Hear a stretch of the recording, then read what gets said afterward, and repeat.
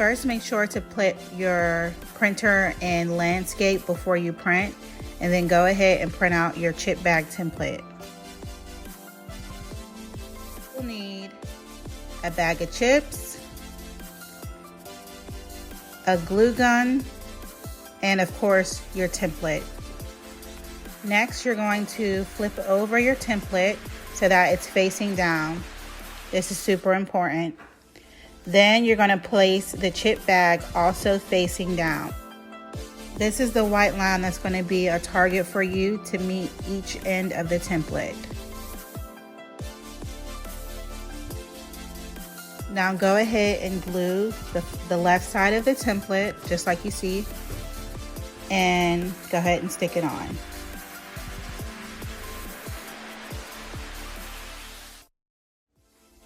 Next, you're going to push the bag in a little bit closer to the left side of the template and fold over the right side. And then you're going to use the glue gun to tack it down right on the end of the left side of the template.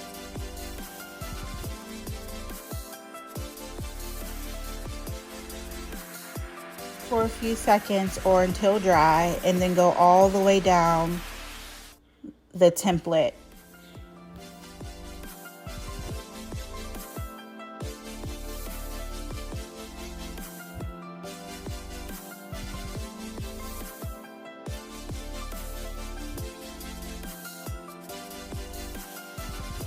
So right now I'm going through making sure all the glue is stuck on both sides.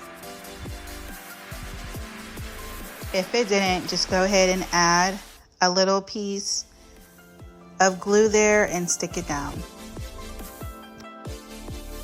So this is how it looks. The next step is to connect the bottom.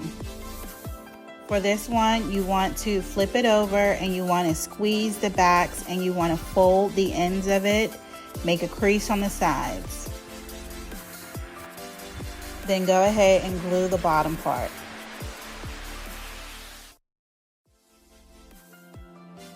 Remember to remove any excess glue. I use a pinching method in order to seal and make sure both ends meet, which is important for the chips to look professional.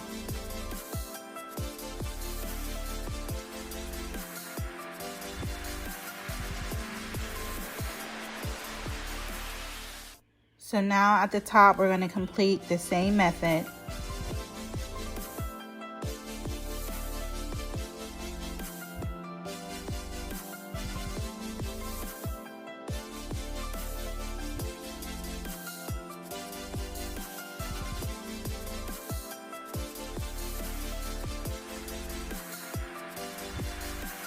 Make sure to seal the top and the bottom corners using light glue and a pinch method.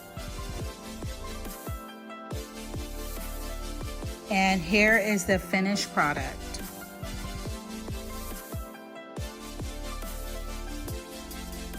You can purchase a wrinkler from Amazon. I'll put the link in below. But it's not necessary. You can just kind of fold the tops up like you'll see me doing here to make it look more like a chip bag. Thanks for watching, and don't forget to subscribe.